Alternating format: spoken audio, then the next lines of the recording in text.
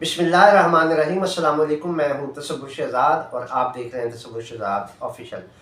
नाज़रीन, आज के जो हमारे मौज़ूआत हैं उनमें पहला जो अहम मौजू है वो फ़लस्तीन के हवाले से अक़वाम मुत्तहिदा की सलामती कौंसिल में वोटिंग होनी है कल।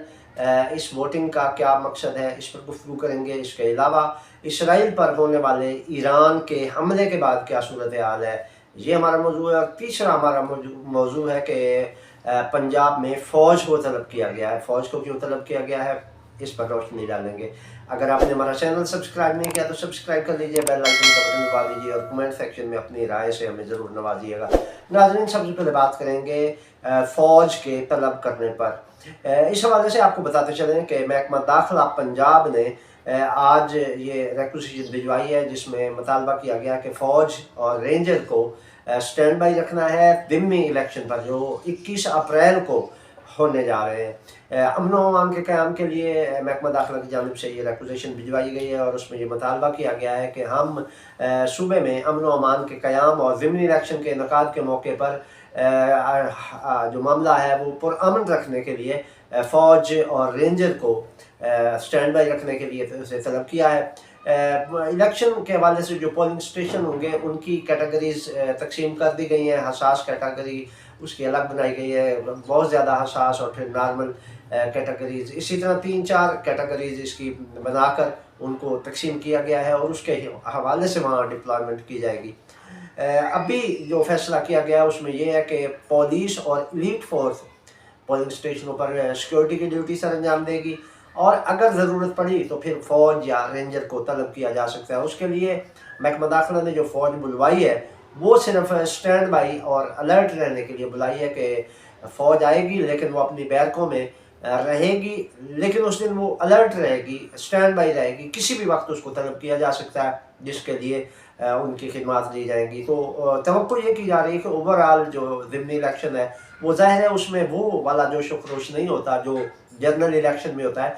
तो इसके लिए ये तवक्को की जा रही है कि वो जो ज़िमनी इलेक्शन होंगे वो महदूद पैमाने पर, क्योंकि उसमें वोटर निकलता है इसलिए वहाँ पर कोई ऐसी गड़बड़ होने का ख़तरा तो नहीं है, इसलिए वो उन्होंने एलीट फोर्स और पंजाब पुलिस को पोलिंग स्टेशनों पर सिक्योरिटी की जिम्मेदारी दी है। इसके लिए अलबत्ता खदशा जो ज़ाहिर किया जा रहा था कि अगर खुदा न खास्ता कोई ऐसी सूरत हाल होती है तो फिर फ़ौज या रेंजर को बुलाया जा सकता है। तो इसके लिए रेंजर और फ़ौज को तलब किया गया है और वो ज़िमनी इलेक्शन के पुरअमन इनेकाद के लिए अलर्ट पोजीशन में रहेगी।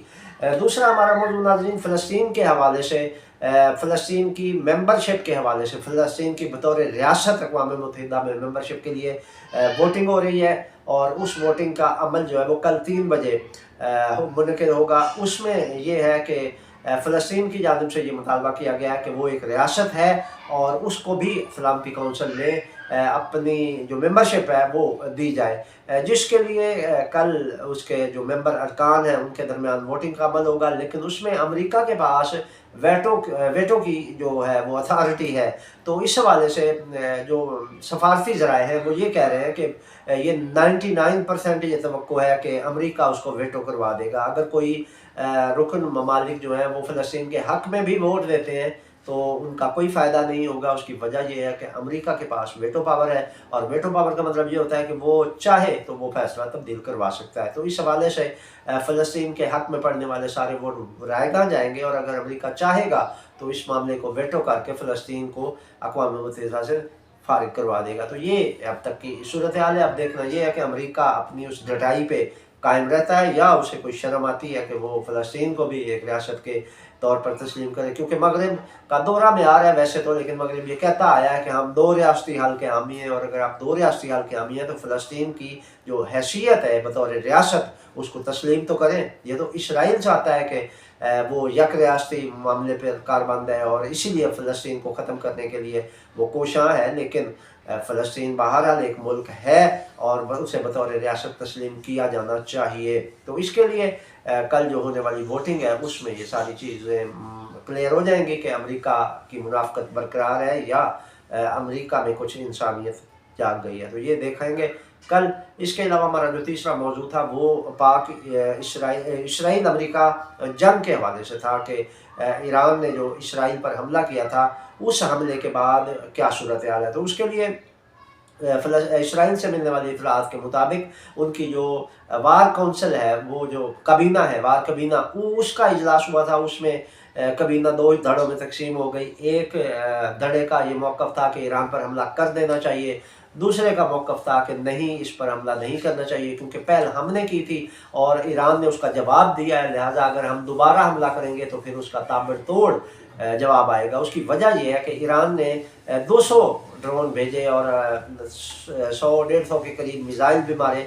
तो ये इतनी ज़्यादा तादाद में ड्रोन और मिज़ाइल मारने के बावजूद ईरान ये कह रहा है कि ये एक महदूद पैमाने पर हमला था। अगर इसराइल ने अब कोई हिमाकत की तो इसका भरपूर जवाब दिया जाएगा। अगर 200 ड्रोन महदूद था तो आप सोचें कि अगर भरपूर हमला करता है ईरान तो उसमें क्या होगा, वो एक खौफनाक तस्वीर सामने आती है। तो इसके लिए ये जो एक धड़ा था उनकी वार कैबिनेट का, उसने यही मौक़िफ़ अपनाया। उन्होंने कहा कि अगर हम ईरान के साथ अब पंगेबाजी करते हैं तो ये महदूद जो जवाब था ये फिर महदूद नहीं रहेगा, लामहदूद हो जाएगा, और फिर लामहदूद को संभालना इसराइल के लिए मुश्किल हो जाएगा। जबकि जो धड़ा जंग के हक़ में था, जो ईरान को जवाब देने के हक़ में था, उसका जवाब ये है कि पूरी आलमी सतह पर इसराइल को सुर्ख़ी का सामना करना पड़ा है। इसराइल का जो डिफेंस सिस्टम था डोम, वो उसमें उसके हवाले से पूरी दुनिया में उसकी कली खुल गई है और लोगों को पता चल गया है। पूरी आलमी बरादरी इसराइल पर तू तू कर रही है कि आप बड़ा कहते थे हमारा डिफेंस सिस्टम है, और सारा नाकाम हो गया वो डिफेंस सिस्टम। और इसराइल का वो जो एयर बेस था जिसको ईरान ने कह कर निशाना बनाया था कि वो उस एयर बेस पर निशाना हमला करने लगे हैं, तो उस एयर बेस की धज्जियाँ उड़ा दी गई हैं। वहाँ पे कुछ तैयारे भी अभी तक की जो इतलात है, वैसे तो इसराइल ने पाबंदी लगाई हुई है उसकी कवरेज पर भी, और इसराइली मीडिया को भी अंडर कंट्रोल रखा हुआ है कि कोई किसी किस्म की कोई खबर बाहर ना निकलने पाए। तो इस हवाले से वहाँ पर इन्होंने कवरेज नहीं की, लेकिन कुछ चीज़ें बाहर निकल कर सामने आ भी रही हैं और उनमें ये इतराफ़ किया जा रहा है इसराइल की जानिब से कि हाँ, उसका पूरे जो रनवे थे एयर बेस के वो सारे तबाह हो चुके हैं। इसके अलावा वहाँ मौजूद तैयारों को नुकसान पहुँचा है। इसके अलावा वहाँ मौजूद जो उनके आला अफसरान जो थे, उनमें CIA के भी अफसरान शामिल थे, वो भी निशाना बने हैं और हलाक हो चुके हैं उस हमले में। इसके अलावा भी भारी नुकसान हुआ है, लेकिन उस नुकसान के हवाले से अभी डिस्क्लोज़ नहीं की जा रही मालूमात, जिसकी वजह से अभी कुछ कहना कब्ल वक्त होगा। लेकिन वक्त आने के साथ साथ आहिस्ता आहिस्ता ये चीज़ें सामने आना शुरू हो जाएंगी, और कहते हैं कि सच छुपता नहीं है, तो ये सच अपनी जो है वो खुशबू के साथ बाहर आएगा और ज़रूर आलमी बरादरी को पता चलेगा ईरान ने जो हमला किया था वो भरपूर हमला था।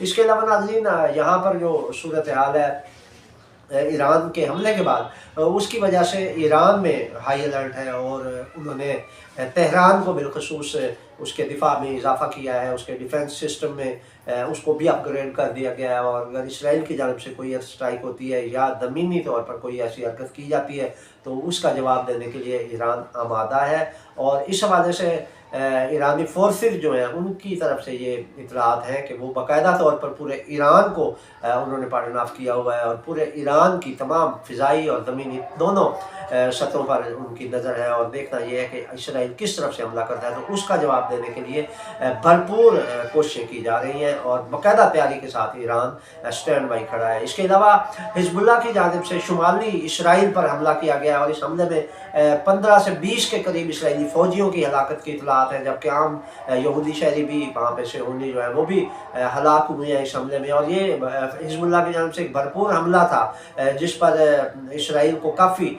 जानी और माली नुकसान का सामना करना पड़ा है। ये शुमाली इसराइल के इलाके में हिजबुल्लाह की जानिब से अटैक किया गया है, और उस अटैक के बाद अब तक इसराइल परेशान है, और इसराइल हिजबुल्लाह को भी जवाब देने की पोजीशन में नहीं है। उसकी वजह यह है कि वो उधर से भी खौफ खाए हुए हैं कि अगर हमने हिजबुल्लाह को जवाब दिया तो कहीं यमन की तरफ से ना हमला हो जाए, अगर यमन को जवाब दिया तो शाम की तरफ से हमला ना हो जाए। तो यूँ इसराइली फोर्सेस जो है वो चारों तरफ से परेशानी का शिकार है और देख रही हैं कि कहीं ना कहीं से कोई ना कोई हमला उन पर होने वाला है। तो इस हवाले से जो इसराइल में भी एक परेशानी पाई जा रही है, जबकि ईरान अभी तक हौसले में है और अपनी उस पोजीशन में है कि वो अपना दिफा भी कर सकता है और अपने दुश्मन को जवाब भी दे सकता है। तो ये थी नाज़रीन अब तक की अपडेट। तसव्वुर शहज़ाद को इजाज़त दीजिए। अल्लाह ने के बाद।